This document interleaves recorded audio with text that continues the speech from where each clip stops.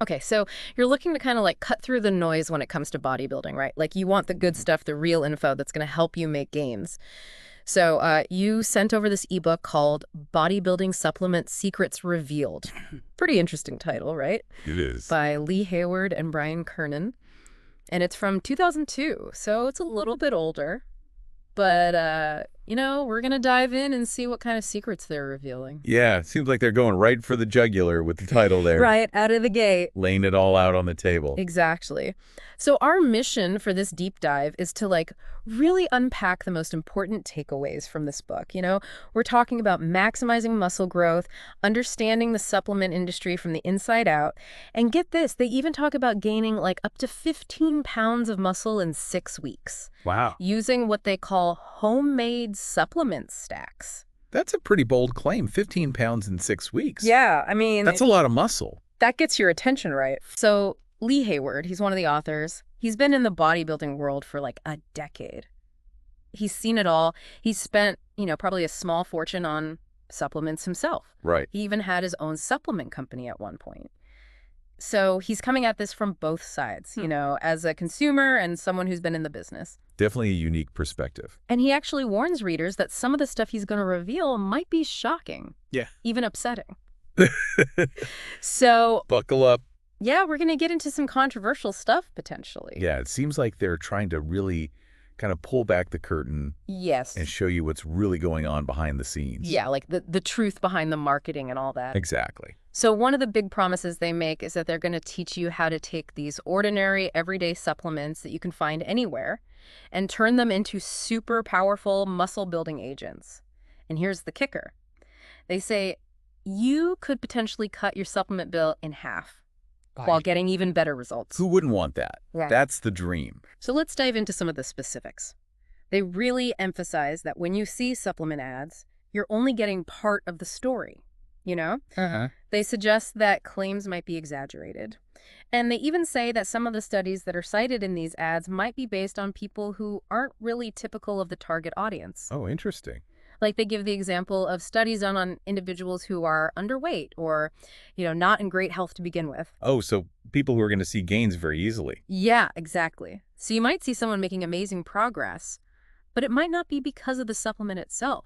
It could just be because they were starting from a place where they were primed to make gains regardless. Right. So it's misleading to say that that supplement caused those gains. Exactly. And they use creatine as a perfect example. Some people might see some really fast gains when they first start taking creatine, but the authors argue that you can get the core ingredient much cheaper if you buy it in bulk from the actual manufacturers of the raw material. Oh, that makes sense. They even mention that there's this one company in the U.S. that produces something like 40% of all the creatine used in the country. Wow, I had no idea. Yeah. So that fancy label and all that marketing might not be adding anything to the actual muscle-building power of the creatine itself. So you're paying for the branding, basically. Pretty much. And this brings us to their concept of extra ingredients, or what they call bells and whistles. Okay. They say supplement companies often add these extra things to their products, supposedly to make them stand out, but the authors suggest that these additions don't necessarily make the product any more effective. Huh. Interesting.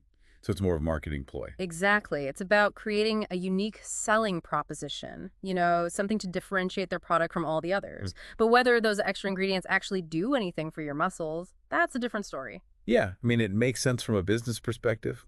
But as a consumer, you got to wonder if you're really getting your money's worth. Absolutely. Now, they introduce this concept of the ideal supplement routine. And this isn't just about what supplements you're taking, but also about when you're taking them.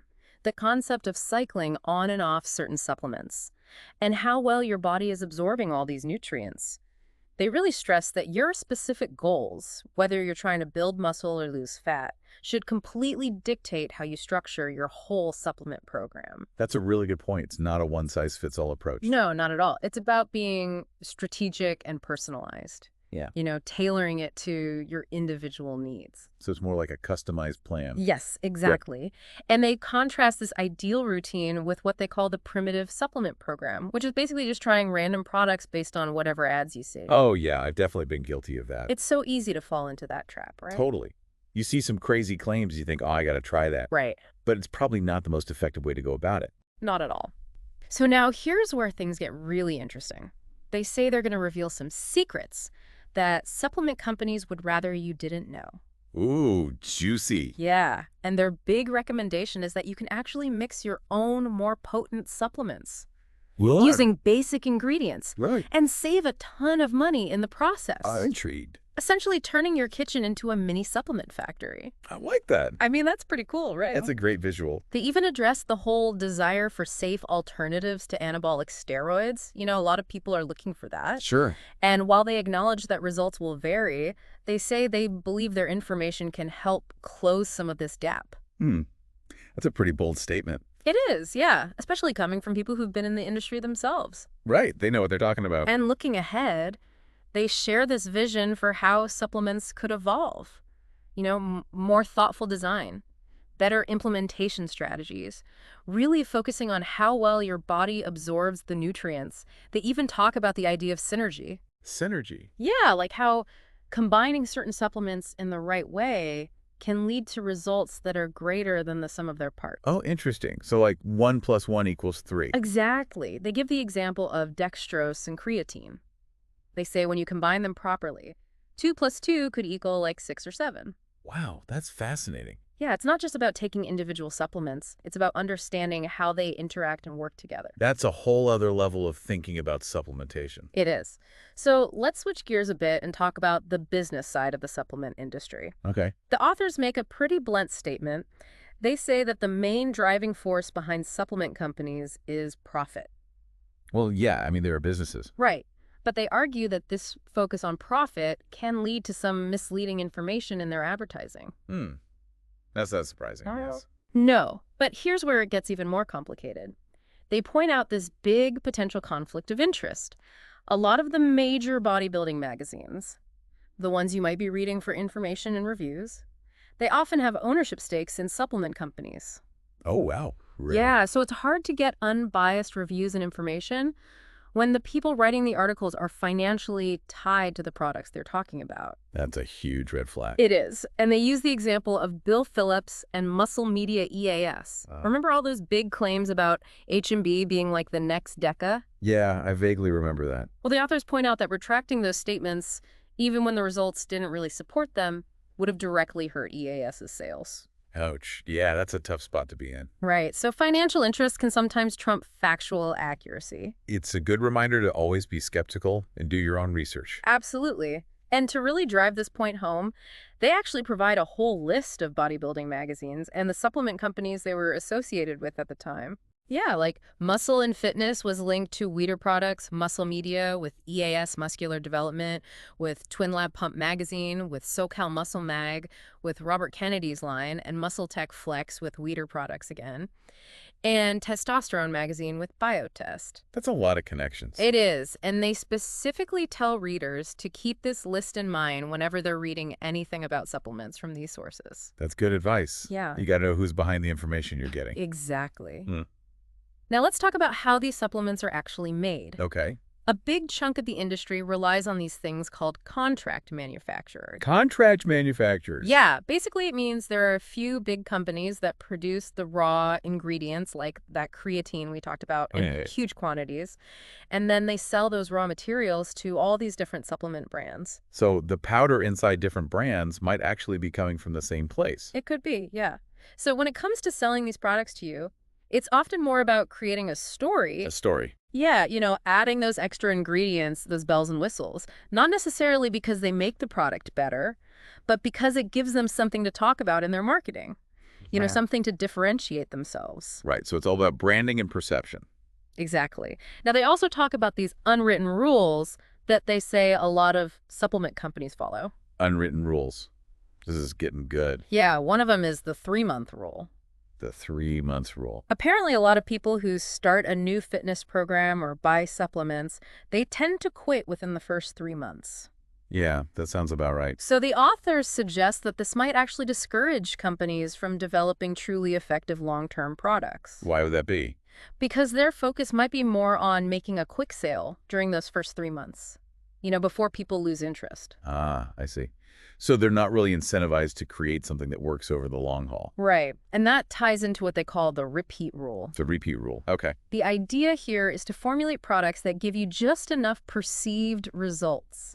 Perceived results. Yeah, like you feel like you're making some progress, but maybe not enough to reach your ultimate goal. Oh, so you keep buying more. Exactly. They even talk about the power of the placebo effect. The placebo effect. Yeah, they point out that even a sugar pill can have a noticeable effect if you really believe it's gonna work. That's true. The mind is a powerful thing. It is. So their point is that a lot of the perceived benefits of supplements could be due to this placebo effect. You think it's working, so you feel like you're making progress. So it's not necessarily the supplement itself, it's the belief in the supplement. Right. So their big message here is that most supplement companies are sourcing similar raw materials, and then they're focusing most of their effort on creating these compelling marketing stories. Instead of focusing on the science and the actual effectiveness of the products. Exactly. And that's the gap that they're trying to fill with their book. I'm starting to see their point. Okay, so let's get into the really practical stuff. How to take these basic supplements and turn them into powerful muscle-building tools. This is what I'm here for. Right. The actionable advice.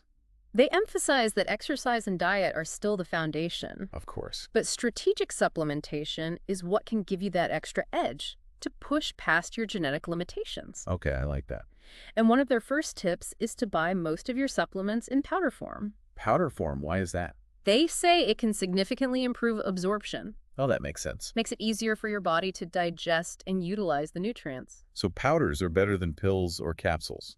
Generally speaking, yeah. Okay. Now let's go through some of the main supplements they discuss. Okay, I'm ready. First up, whey protein powder.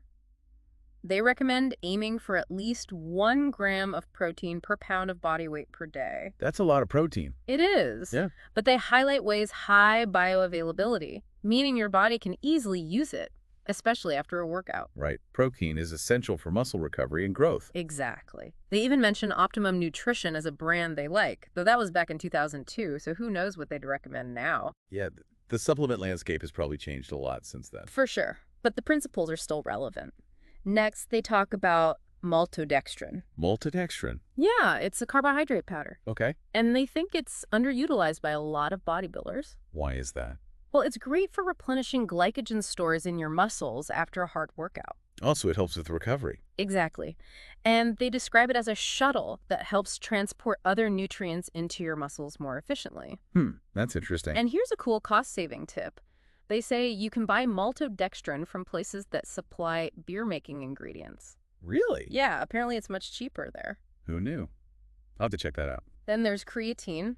They explain its role in increasing protein synthesis. Right. Creatine is a classic muscle-building supplement. And their main takeaway is that almost all creatine monohydrate is basically the same.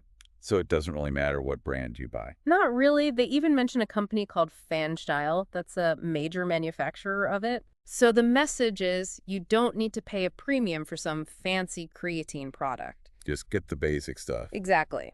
Next up, glutamine. Glutamine.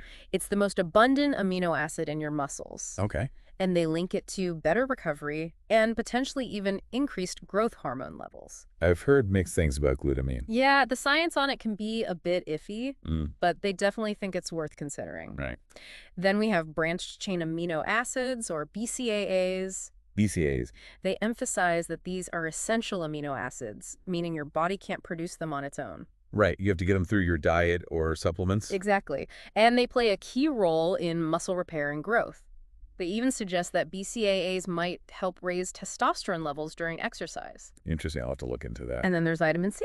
Vitamin C. I thought that was just for immunity. Well, it is important for that, but they highlight its role in other bodily functions too, like collagen synthesis, which is essential for healthy connective tissues. Oh, right. Collagen is important for joints and tendons. Exactly. So vitamin C is doing more than just fighting off colds. Good to know. Then they mention ribose. And ribose. Yeah, it's a type of carbohydrate involved in energy production in your muscles. Okay. The author says he tried it and had good results in terms of energy and recovery. But he does note that it can get pricey at higher doses. Yeah, that's always a consideration. Then there's flaxseed oil, a great source of omega-3 fatty acids. Omega-3s. Those are good for you. And they point to studies suggesting that these fats might have the potential to boost testosterone levels. Really? I didn't know that. So incorporating healthy fats is good for more than just overall health. It could actually help with muscle building, too. Exactly. Yeah. Okay, now we're getting into some supplements with more specific effects. Okay, bring it on. First up, tribulus terrestris. It's an herb that's been studied for its potential to increase testosterone. Tribulus, I've heard of that. And they mention that it seems to work best when it's used in conjunction with prohormones. Prohormones. Okay, this is getting a little more advanced. It is, yeah. So next we have androdiol, also known as 4-androstenediol. 4-androstenediol. They describe this as a direct precursor to testosterone, meaning your body can convert it into testosterone. So it's like a building block for testosterone. Pretty much. And they say it has a pretty high conversion rate. So this is definitely venturing into the realm of prohormones. Right, which can have more powerful effects. Exactly. Then they talk about 19-norandrodiol, which is a precursor to nandrolone. Nandrolone, isn't that similar to Deca? Yeah, like decadurabolin. And again, they mention a high conversion rate for this one. So this is another prohormone? Yes, with significant hormonal activity. Okay, got it. Then there's saw palmetto. It's an extract from a small palm tree. Saw palmetto, okay. And it's known for its ability to inhibit the conversion of testosterone into DHT. DHT, why is that important? Well, DHT is linked to some of the potential side effects of high testosterone. So saw palmetto is like a way to mitigate those side effects. Exactly. Now they get into ephedrine, also known as mahuang, and they note its potential as a fat burner when it's combined with caffeine and aspirin. You know, the ECA stack. Right, the ECA stack. But they issue a very strong warning about potential risks, especially for people with heart issues. Yeah, ephedrine can be pretty serious stuff. It is. So definitely approach that one with caution. For sure. Next, they mention gugulipid, or gugulcerones. Gugulcerones. It's traditionally used for obesity, and they cite studies suggesting it can raise thyroid hormone levels. Thyroid hormone, it's important for metabolism. Exactly. So it could potentially lead to increased fat loss. Interesting. Then there's L-tyrosine. L-tyrosine. It's an amino acid, and it's a precursor to a bunch of important neurotransmitters and hormones, like epinephrine, norepinephrine, dopamine. Those are all involved in energy and focus. Right. And they suggest that by increasing these L-tyrosine might help prolong the feeling of fat burning during exercise. I could see how that would be beneficial. Next up, alpha-lipoic acid. Alpha-lipoic acid. It's known for its insulin-mimicking properties, which could help your body utilize carbohydrates more effectively. Okay. And it's also a powerful antioxidant, so it can help protect your cells from damage. Sounds like a good all-around supplement. It is. Then we have yohimbine. Yohimbine. It's an extract from tree bark, and it's thought to help release and utilize stored fatty acids for energy. So another potential fat burner. Exactly. But again, there are some cautions with this one. It can affect blood pressure and cause anxiety in some people. Right, so not for everyone. Then there's phosphatidylserine. Phosphatidylserine. That's a mouthful. It is, and it's highlighted for its potential anti-catabolic effects, meaning it might help prevent muscle breakdown. How does it do that? By potentially blunting the release of cortisol, the stress hormone that can spike after workouts. Oh, so it helps reduce the negative effects of stress. Exactly. Yeah. And finally, there's acetylcarnitine. Acetylcarnitine. It's thought to increase dopamine activity in the brain. Dopamine, that's the feel-good neurotransmitter. Right. And it could lead to better alertness and focus. So it might be a good pre-workout option. I like it. So as you can see, they cover a ton of different supplements. It's a lot to take in. It is. They also briefly touch on the importance of vitamins and minerals. Right. Those are essential, too. Absolutely. They're like the foundation for all the processes that support muscle growth and overall health. They're the micronutrients. Exactly. Yep. And they list out a bunch of them. You know, vitamin A for skin, and vision, the B vitamins for energy metabolism, vitamin C for immunity and collagen, vitamin D for bone health, vitamin E as an antioxidant, vitamin K for blood clotting. It's easy to forget about those when you're focused on the big supplements. Right, but they're just as important. And then on the mineral side, they cover calcium and chromium, iron, magnesium, zinc, and a bunch of other. Kind of minerals. I know it's a lot to keep track of. It is. They also talk about the importance of electrolytes, specifically potassium and sodium. Electrolytes, those are important for hydration. Yes, especially if you're training hard and sweating a lot. Right, you lose electrolytes through sweat. Exactly. And they recommend getting most of your vitamins and minerals through a balanced diet. Makes sense. But they also suggest taking a daily multivitamin and mineral supplement, just as a kind of insurance policy. That's a good idea. And they say you don't need to spend a fortune on a fancy brand. The cheaper store brands can be just as effective. Oh, that's good to know. I always thought the expensive ones were better. Nope. As long as they have similar dosages of the key nutrients, you're good to go. I'm all about saving money. And if you're someone who sweats a lot, they say you might want to pay attention to your sodium intake. Sodium. Yeah, you lose sodium through sweat, so you might need to add a little extra salt to your food to replenish it. That's simple enough. All right, now we're getting to the heart of the matter. The 7 homemade supplement formulas. This is what we've been waiting for. The main event. So formula number 1 is called the Big 3 Hormonal Cocktail, and it's designed to be taken right after your workout. Post-workout. The goal is to boost those key muscle-building hormones. Growth hormone, testosterone, IGF-1. The big guns. Exactly. And timing is crucial here. You want to take this immediately after your last set. So like within minutes of finishing your workout. Ideally, yeah. And the ingredients are a good quality protein powder, a carbohydrate powder, glutamine, creatine. And they even suggest adding some grape juice if you want. Grape juice, huh? Yeah, apparently it helps with the insulin spike. Oh, right. Insulin is important for shuttling nutrients into the muscles. Exactly. And they provide specific dosage recommendations based on your lean body mass. Okay, so it's personalized. Yes. For example, for someone weighing 200 pounds with 10% body fat, they recommend around 50 grams of protein, 80 grams of carbs, 20 grams of glutamine, and 10 grams of creatine, all mixed with about 16 ounces of grape juice. That's a serious shake. It is.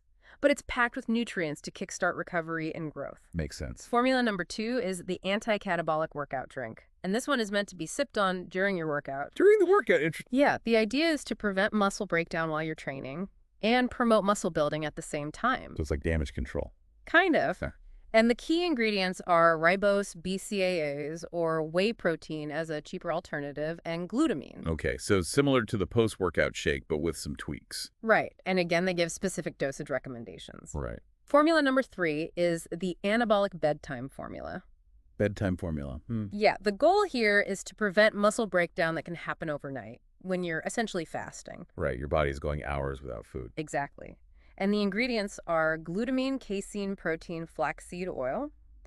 And they recommend mixing it with skim milk and some fruit, like berries, or even a meal replacement product. So it's like a nighttime protein shake. Pretty much. And the casein protein is a slow digesting protein, so it provides a sustained release of amino acids throughout the night. Oh, that's smart. Yeah, and they provide dosage guidelines based on lean body mass. Okay. Formula number 4 is the hyperfat loss compound. Fat loss. Okay. As the name suggests, it's all about maximizing fat burning, Yeah. especially when you're on a calorie-restricted diet. Right, when you're trying to cut. Exactly. And they acknowledge that some of the ingredients might be hard to find on their own, so they suggest looking for commercial fat burners that approximate this formula. That makes sense. They talk about how your metabolism can slow down when you're cutting calories. Yeah, your body tries to conserve energy. Right. And they mention the effectiveness of the ECA stack, ephedrine, caffeine, aspirin. Oh, yeah, the ECA stack. That's a classic. But they also warn about the potential side effects. Right. It can be pretty intense. It can. So the more potent formula they outline includes caffeine, L-tyrosine, yohimbine, mahuangugal extract, alpha-lipoic acid, and aspirin. Wow, that's a lot of ingredients. It is. Yeah. And they advise taking it 1 to 3 times per day and to experiment with the dosage carefully. This is definitely one to approach with caution. For sure. Formula number 5 is the pre-workout anti-catabolic pill. Pre-workout anti-catabolic pill. It's a mouthful, I know. But the goal here is to prevent muscle breakdown during your workout and also to enhance mental focus and preparedness. Okay, so it's like a 2-for-1. Exactly. And the key ingredients are BCAAs, acetylcarnitine, and phosphatidylserine. Interesting combination. They give dosage recommendations based on body weight. Okay. Formula number 6 is the extreme testosterone stack. And this is where they get into using over-the-counter pro-hormones. Pro-hormones. Okay. This is getting serious. It is. They highlight 2 specific compounds, 4-androstenediol, which converts to testosterone, and 19-norandrostenediol, which converts to nandrolone. Nandrolone, that's like Deca. Right. And they suggest stacking these 2 because they work through different pathways in the body. I see. They also include tribulus terrestris to help prevent natural testosterone shutdown, and saw palmetto to potentially mitigate side effects. So it's a pretty complex stack. It is. And they provide a sample dosage chart for a 6-week cycle. 6 weeks. Wow. But they emphasize the need to adjust the dosages based on your own body weight and to take a break after the cycle. Right, you don't want to mess with your hormones too much. Exactly. Now, the final formula number 7 is a secret bedtime trick. A secret bedtime trick. I'm all ears. And it involves waking yourself up in the middle of the night to drink a protein shake. What, in the middle of the night? Yeah, I know, it sounds crazy. But they compare the overnight period to a time of fasting. Okay, I guess that makes sense. And they say by waking up and consuming protein, you can essentially interrupt that fasting period and provide your muscles with a steady stream of amino acids. Interesting. They suggest setting an alarm for about 4 hours after you go to sleep. That's dedication. It is. And they recommend a meal replacement shake or a protein shake with creatine and glutamine. So similar to the bedtime formula we talked about earlier. Yeah, basically. And they say to try it for 2 weeks and see how you feel. I might have to pass on that one. I need my sleep. I hear you. They also include a bonus section on extreme fat loss strategies. Fat loss tips always helpful. They reiterate the body's natural tendency to store fat. Yeah, our bodies are good at that. And they mention some of the key fat-burning supplements we already talked about: ephedrine, caffeine, yohimbine, Google extract, L-tyrosine. Okay. And they summarize some dietary strategies for fat loss, focusing on low glycemic index carbs, high protein, moderate healthy fats, frequent meals, and even varying your calorie intake. Calorie cycling, that can be effective. They also outline a weight training approach tailored for fat loss, turning your workouts into more aerobic events by reducing rest times and increasing reps. Oh, so like circuit training? Kind of. And they provide sample workout routines for a 12-week period. Nice. So a complete plan. Pretty much. Yeah. And finally, they include a template for a daily supplement journal. A supplement journal. Yeah, they want you to track your goals, Right. the supplements you're taking, the dosages, how you're feeling and progressing. So it's all about being organized and monitoring your results. Exactly. They really emphasize taking a data-driven approach. Makes sense. So that was a deep dive into Bodybuilding Supplement Secrets Revealed by Lee Hayward and Brian Kernan. Wow, we covered a lot of ground. We did. It's a pretty dense book, packed with information and opinions. They definitely have a strong point of view. They do, and they're not afraid to challenge conventional wisdom. Which is refreshing. It is. So what are your main takeaways from all of this? I think the biggest thing is their emphasis on understanding the supplement industry and not just blindly believing everything you see in ads. Right. They want you to be an informed consumer. Exactly. And I also appreciate their focus on creating customized supplement plans based on your individual goals and needs. Yeah, the homemade supplement concept is pretty intriguing. It is. It's empowering to think that you can take control of your own supplementation and potentially get better results for less money. Absolutely. And they really hammer home the importance of timing and synergy. Right. It's not just about what you take, but when you take it and how you combine different supplements. Exactly. So what do you think? Is their advice still relevant today? I think so. The fundamental principles of building muscle and losing fat haven't changed, and their insights into the supplement industry are probably even more relevant now. How so? Well, the market is even more saturated with products and brands, So true. and the marketing is even more sophisticated. It's everywhere. So it's more important than ever to be a critical consumer Mm-hmm. and to do your own research. Absolutely. And they give you the tools to do that. They do. They provide a lot of specific information and practical advice, And they encourage you to experiment and find what works best for you. which is key. Everyone is different. Exactly. So what's one thing you're going to take away from this and apply to your own training? That's a good question.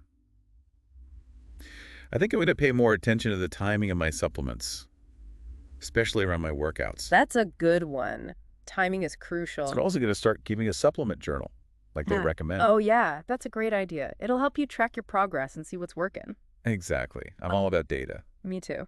Mm-hmm. So I think that's a great place to wrap things up. Yeah, this was a great deep dive. It was. Thanks for joining me. So listeners, we hope this is giving you a lot to think about, and we encourage you to explore some of these ideas and strategies and see what works best for you. Remember, knowledge is power. And when it comes to bodybuilding, the more you know, the better equipped you are to achieve your goals. That's right. Take control of your supplementation and your results. So keep learning, keep experimenting, and keep pushing towards your best physique. We'll see you in the next deep dive. Take care.